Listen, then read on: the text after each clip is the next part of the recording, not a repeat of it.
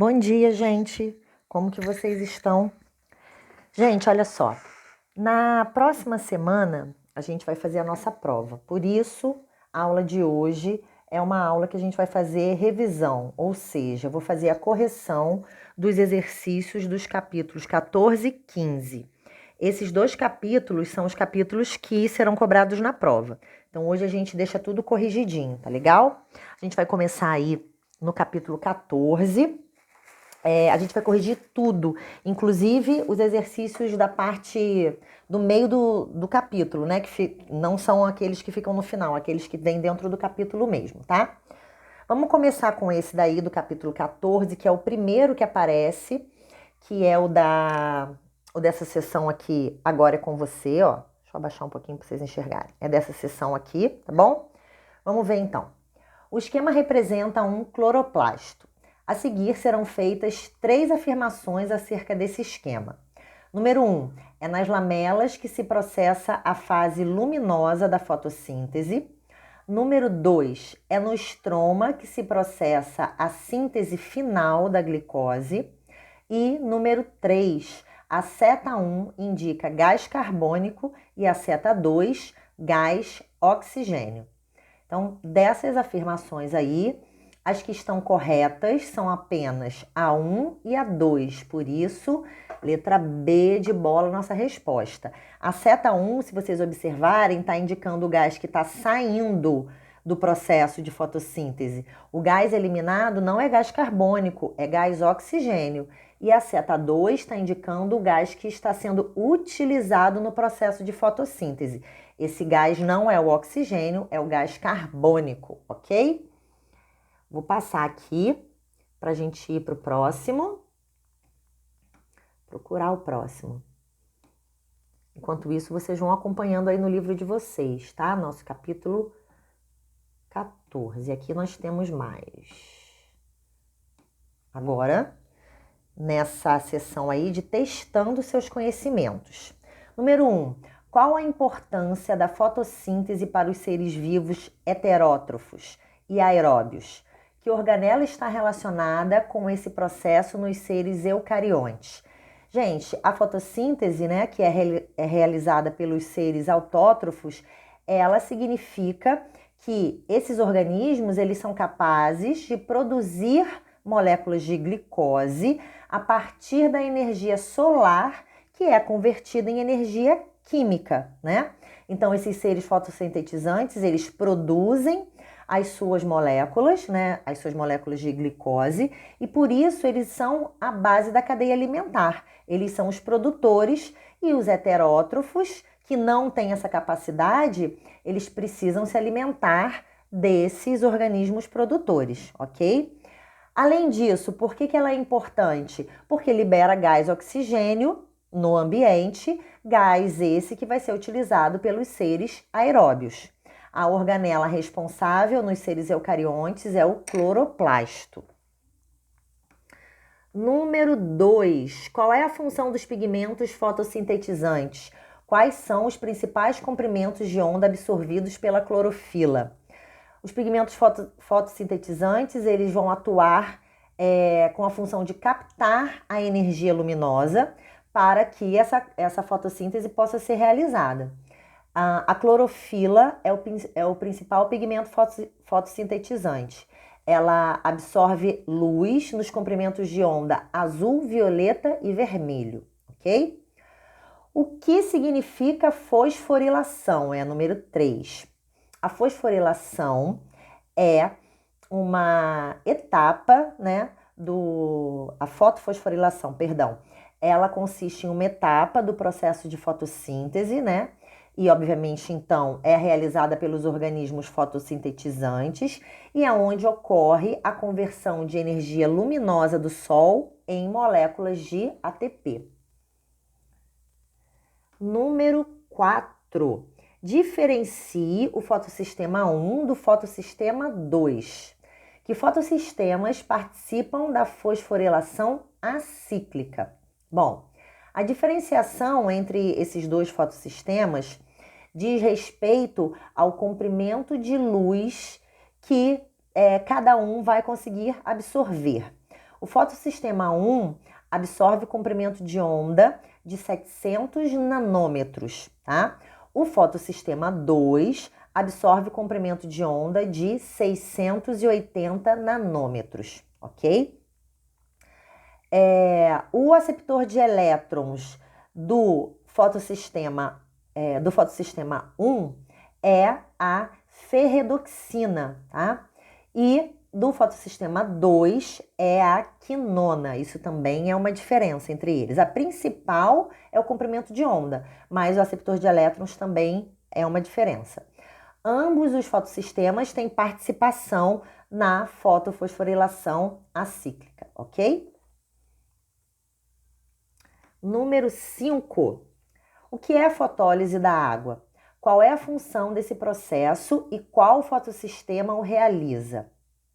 A fotólise da água é a quebra, né, da molécula de água, graças à presença, né, à participação da energia luminosa. Então, como a gente tem descrito aí na resposta, olha só, é a dissociação dos átomos que constituem essa molécula, ou seja, a molécula de água, com a utilização da energia luminosa, ok?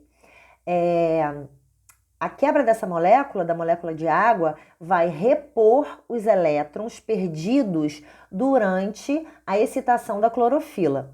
O fotossistema que está envolvido nisso é o fotossistema 2. Vou passar aqui para o outro lado, para outra página, onde a gente tem aí as atividades propostas. Número 1. Analise o esquema simplificado a seguir. Tá pequenininho aí na imagem, mas é o mesmo que vocês têm, que vocês estão acompanhando aí no livro, tá? As fases 1 e 2 do esquema resumem, respectivamente, letra D de dado, fotossíntese e respiração. Vamos ver aqui, olha só. Na fase 1 do esquema, a gente tem a participação da luz e, consequentemente, produção de glicose e oxigênio, ok? Então, aqui a gente vai ter o processo de fotossíntese, né? Onde a utilização da energia luminosa para a produção de glicose pelos autótrofos e a eliminação de oxigênio. Aqui no 2, a gente vai ter a utilização da glicose e do oxigênio para a produção de água e gás carbônico, que é exatamente o que acontece no processo de respiração. Então, letra D de dado. Número 2. O processo de fotossíntese é considerado em duas etapas, a fotoquímica, ou fase de claro, e a química, ou fase de escuro. Na primeira fase, não ocorre o quê? Letra E. Na primeira fase, não ocorre a fixação do gás carbônico. Esse é um processo que não acontece na primeira fase. Número 3, deixa eu acertar aqui para a gente poder conseguir ver melhor. Vou botar aqui para cima. Número 3. Duas importantes ações na luta contra o aumento do efeito estufa são a limitação da queima de combustíveis fósseis e a promoção do crescimento de florestas. A importância do crescimento das florestas deve-se à ocorrência nas plantas da etapa metabólica resumida na seguinte equação química. Aqui a gente tem a resposta certa, letra C, tá? C de casa. Então, gás carbônico e água produzindo glicose e oxigênio, tá? Então, aqui a gente tem uma resposta que diz respeito à fotossíntese. Número 4. A propriedade de captar a vida na luz que as plantas apresentam se deve à capacidade de utilizar a energia luminosa para a síntese de alimento. A organela 1, onde ocorre esse processo 2, contém um pigmento 3 capaz de captar a energia luminosa, que é posteriormente transformada em energia química. As indicações 1, 2 e 3 referem-se respectivamente a... Então, aqui a gente tem, letra E. Então, A organela é o cloroplasto, o processo é a fotossíntese e o pigmento é a clorofila. Então, fotossíntese que ocorre no cloroplasto pelo pigmento clorofila.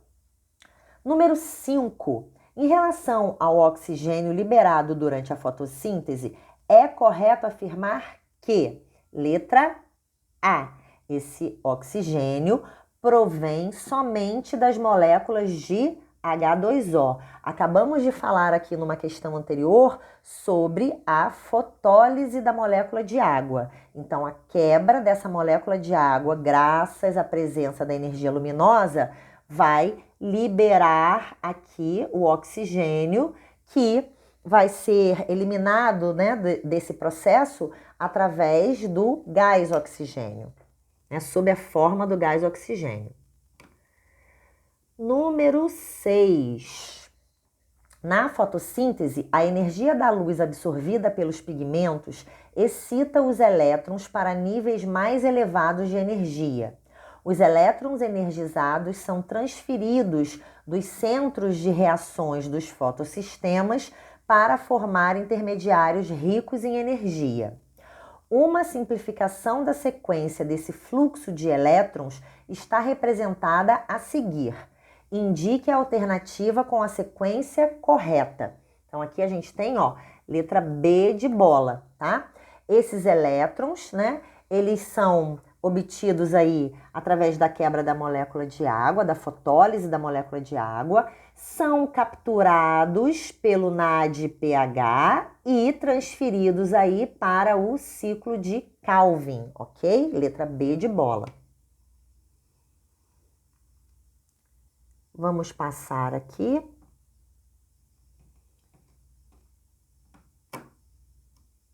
Para a gente poder terminar esse capítulo. Número 7. Bactérias dos gêneros Nitrobacter e Nitrosomonas utilizam a energia liberada na reação de desnitrificação para sintetizar moléculas orgânicas a partir de gás carbônico e água. Quanto ao tipo de nutrição, elas podem ser classificadas como, letra E, autótrofas quimiosintetizantes, tá? Então, elas são autótrofas porque elas porque elas são capazes, de produzir as suas moléculas orgânicas, mas elas são quimiosintetizantes porque elas utilizam energia liberada aí das reações de desnitrificação. Número 8, a fotossíntese libera para a atmosfera, ó, gás oxigênio oriundo da água, mais uma vez. Então, a fotólise da molécula de água vai ser a responsável por liberar esse oxigênio da molécula, que será eliminado e liberado da reação de fotossíntese sob a forma de gás oxigênio. Última etapa aqui é a etapa do mergulhando fundo desse capítulo 14. Número 1. A procura por formas de vida em nosso sistema solar tem dirigido o interesse de cientistas para o Io, um dos satélites de Júpiter, que é coberto por grandes oceanos congelados. As condições na superfície são extremamente agressivas, mas supõe-se que, em grandes profundidades, a água esteja em estado líquido e a atividade vulcânica submarina seja frequente.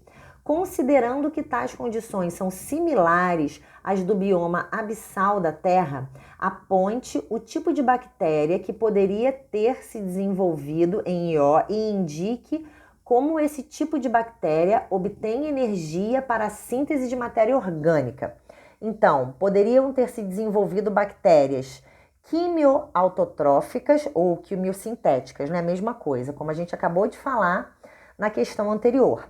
A energia para a síntese de matéria orgânica seria obtida a partir da oxidação de substâncias inorgânicas.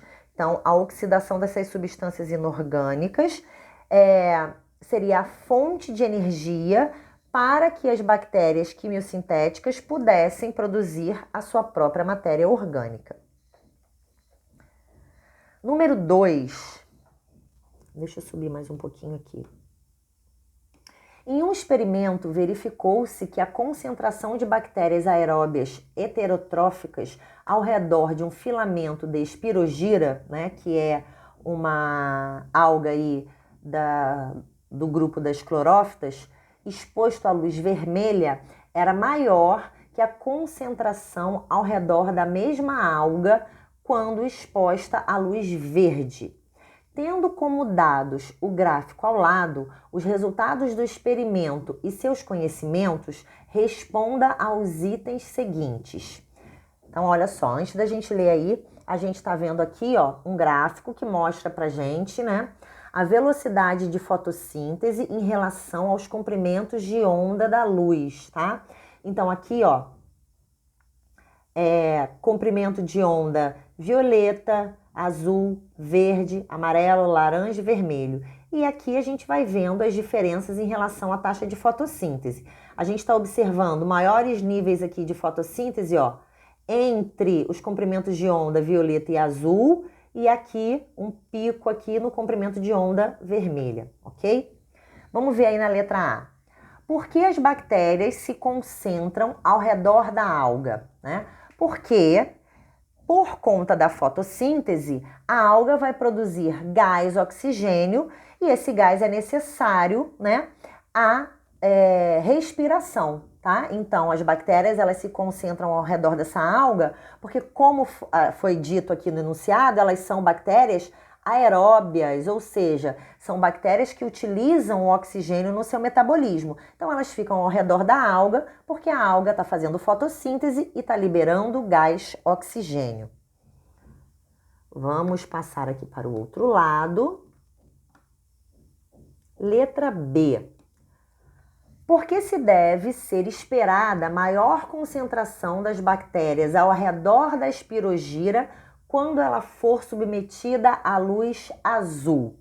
Porque a clorofila, ela absorve mais luz azul que outras cores, né? Então, consequentemente, ela é capaz de realizar mais fotossíntese e, por conta disso, liberar mais gás oxigênio para essas bactérias aeróbias. Então, ao redor da Spirogyra fica aí uma concentração maior dessas bactérias. E letra C. Que substância é fonte do gás produzido após a realização da fotossíntese pela Spirogyra? Como isso foi classicamente demonstrado? A substância é a água, a gente sabe, já falamos em várias, né, na correção de várias questões anteriores, né? Isso foi demonstrado por pesquisadores que utilizaram, né, um isótopo de oxigênio, ou seja, um oxigênio marcado nessa substância. Então, quando ocorreu a fotólise da molécula de água, esse oxigênio estava marcado e pôde ser, através dessa marcação, ser observado qual foi a molécula que ele foi originar, ok? Aqui, número 3, estamos acabando.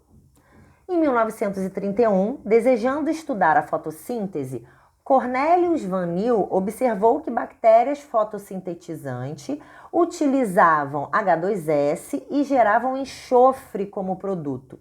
A equação a seguir mostra as reações fotossintéticas dessas bactérias. Então, a gente tem aqui a indicação, ó, dessa reação fotossintética, tá? Gás carbônico, H2S, luz, aqui glicose, enxofre e água, tá bom? Comparando essa equação com a da fotossíntese das plantas, o que se pode deduzir a respeito da origem do oxigênio gerado pelas plantas que realizam fotossíntese?